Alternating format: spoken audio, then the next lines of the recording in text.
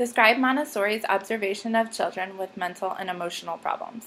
The teachings of Montessori were so successful that she was able to teach children with mental and emotional problems to read and write, and earn test scores that were equal to normal developing children.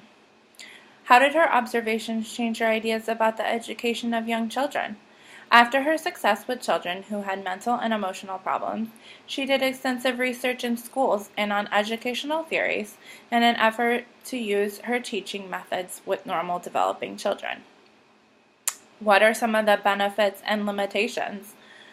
Some of the benefits of a Montessori education include children learning about what they are interested in at their own pace, which includes how to be independent.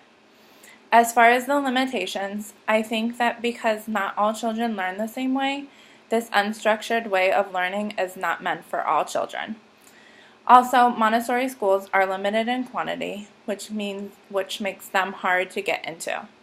If a child is attending a regular school, it may be hard for them to transition into a Montessori school. Describe what Montessori learned while observing children using the sensory materials she designed.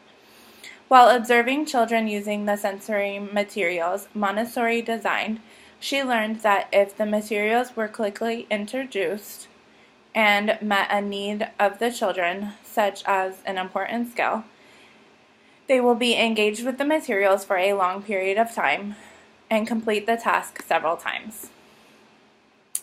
How did this observation change the way Montessori teachers taught reading?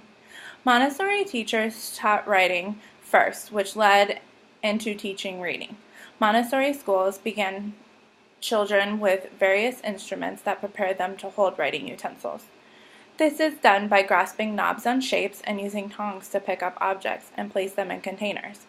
Next, children practice with several materials before they start writing. These materials include tracing shapes with metal inserts, tracing sandpaper letters to practice movement, and compose words using movable letters. After a child is writing, they begin to read. Montessori teachers use phonics to teach reading. They focus on shapes and sounds of letters, then a combination of letters, and put together a chain of sounds. Have you seen any examples of sensory learning in your observations? In my observations, I have seen some examples of sensory learning. I observed a child counting as he strung beads on a string. I also observed a child grouping sorters together by colors and counting each group of sorters.